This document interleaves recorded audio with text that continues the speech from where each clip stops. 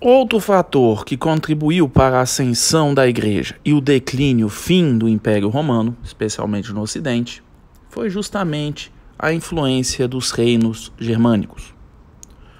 Querendo ou não, desde o século I, com a vinda dos hunos da Ásia, começou uma série de conflitos envolvendo os germânicos, as tribos germânicas do norte, com o enfraquecido Império Romano do Ocidente.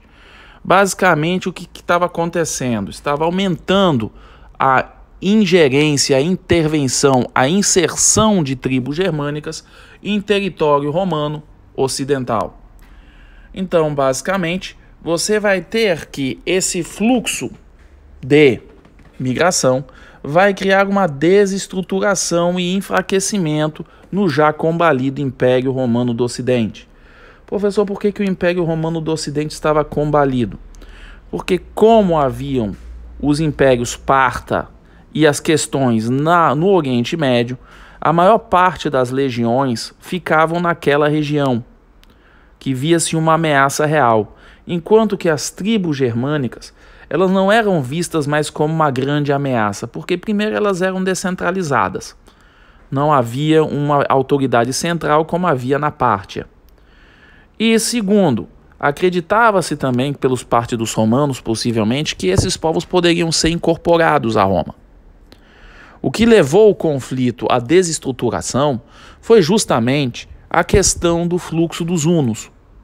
Os hunos desestabilizaram a região a partir do século II, 100 depois de Cristo é 2, né? E aí começou a acontecer um problema. Tanto que até hoje você tem a presença ainda una na Europa, que é o reino húngaro, que era justamente a origem, é uma mistura entre germanos e hunos. Então, quando se fala da queda de Roma, não é só pelo fato dos vândalos terem ido lá saqueado a cidade, mas também dessa miscigenação, dessa maior, vamos dizer assim, mistura entre os clãs germânicos e o povo romano do Ocidente.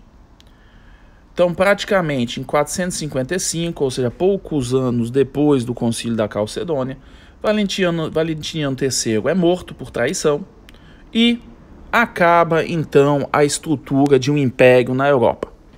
Basicamente, estilhaça-se o Império Romano do Ocidente em esferas e reinos germânicos. O reino ostrogodo, o reino visigodo, o reino dos vândalos. Então, basicamente, você tem a extinção da ideia de império na Europa. Então, para entendermos um pouco esses povos germânicos que estão vindo aí, desestruturando e acabando com o Império Romano do Ocidente, vamos então primeiro entender a base deles. Veja, sabe-se muito pouco das leis desses povos germânicos antigos, mas sabe-se que eles obedeciam uma coisa chamada comitatus, ou comitatus, numa forma mais jocosa e engraçada de falar. Que era justamente o quê? A ideia de Gefolge, seguidor. Basicamente, quando surgia um líder, os súditos faziam então um acordo com esse líder. Os clãs faziam um acordo. Que era mais ou menos assim: você que é um grande guerreiro, grande general, vai nos trazer dinheiro, fortuna, etc, etc. E em troca nós vamos te seguir, defender e lutar as suas lutas. Isso aí é a origem do que você vai conhecer mais para frente, séculos mais tarde, uns 6, 7 séculos mais tarde, como o pacto de vassalagem no feudalismo, tá? Então toda a estrutura germânica era baseada nessa ideia de comitatus, de seguidor, de Gefolge. Então a primeira forma de unidade era a vila. A vila era basicamente a composição básica das tribos germânicas do século III. Daí vem até a palavra Vila Velha, Vila Nova, é a vila. Num agrupamento de vilas existia o que se chamava de Océm, que a definição mais padrão equivaleria a uma cidade. Não se sabia se eram 100 vilas ou o que eram esses 100, mas sabe-se que era o equivalente a uma cidade e vinha da ideia de vila. Acima dos 100, quando a tribo germânica era bem organizada e bem forte, surgia o grau ou o cantão, que é justamente um conjunto de 100, ou mais precisamente, vários 100 da mesma tribo. Então você ainda tem a figura do cantão até hoje, é só ir na Suíça, cantão italiano, cantão alemão, etc, etc. E quando a tribo era extremamente poderosa, surgia a ideia do Reich. Não, você deve contar sempre aquelas propagandas do terceiro Reich associado ao nazismo, nada disso. Reich sozinho é império. E quando você junta a palavra com rei, König, você tem a palavra reino. Königreich é reino. Então, com a soma dos cantões, havia a adoção, a eleição de um rei. E formava então a soma dos cantões um reino.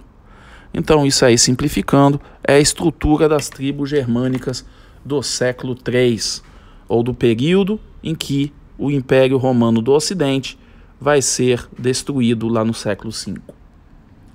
Muito bem, visão geral do direito germânico, já que nós estamos falando da estrutura social, da organização, também podemos falar uma visão geral. Simples, cada tribo tinha seu próprio direito. O direito era personalíssimo, costumeiro, não escrito e de forte influência das religiões ditas pagãs. Odin, Thor, que na verdade é Wotan, Freya, tudo isso são deuses daquela época dos germânicos. A aplicação da justiça estava assentada justamente na ideia de autotutela, ou seja, a justiça privada legitimada por uma assembleia entre as tribos ou da própria tribo. Existe um filme sueco chamado Arn, A-R-N, O Cavaleiro Templário, que mostra bem como é que é esse sistema. Basicamente, dois clãs, ou duas cidades, ou duas vilas, ou 200 tinham problemas um com o outro, reunia-se em uma assembleia e aí tentava-se chegar a um acordo. Não chegando a um acordo, então havia o duelo entre ambos e quem vencesse significasse que tinha razão. Então, basicamente, é um brocardo jurídico germânico que, se você quiser justiça, você tem que ir à reunião armado.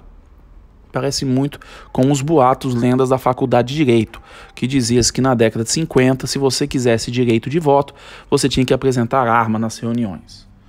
Então, todas as questões acabavam sendo resolvidas na presença de armas.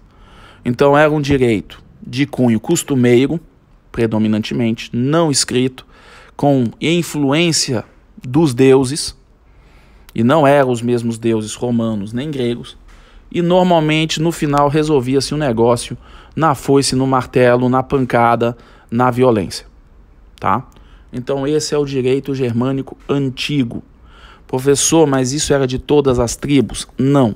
Significava o quê? Que quando você tinha as organizações mais básicas, essa era a forma do direito. Nas organizações mais avançadas, já chegando a cantão, rei, havia forte influência romana. E muitas vezes haviam até leis escritas pelo rei. Tá? Acho que é o código visigótico que existe dessa época aí. Tá? Mas eles eram raríssimos.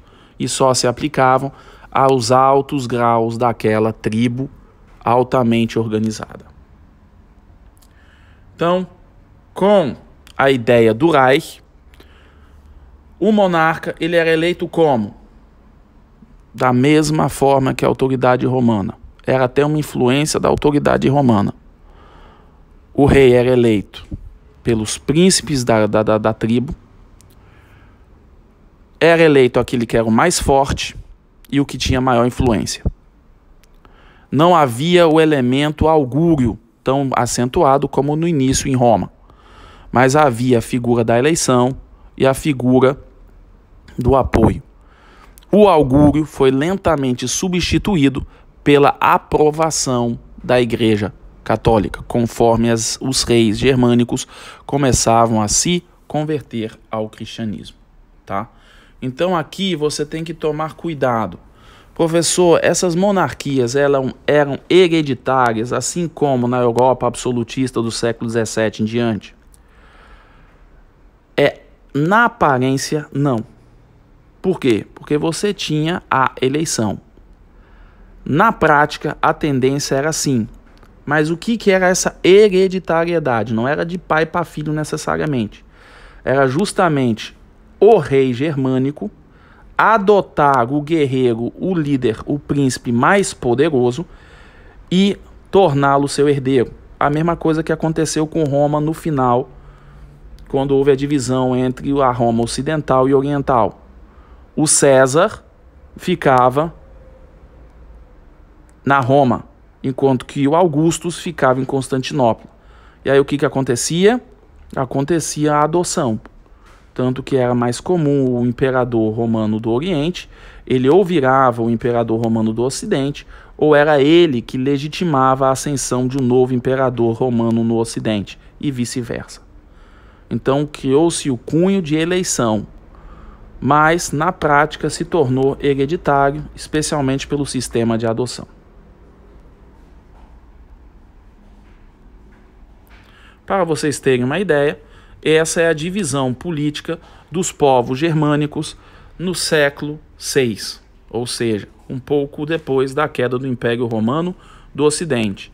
Você vai ver essa linha aí vermelha mais forte, é justamente a aliança entre os povos germânicos, envolvendo especialmente os godos, visigodos e ostrogodos.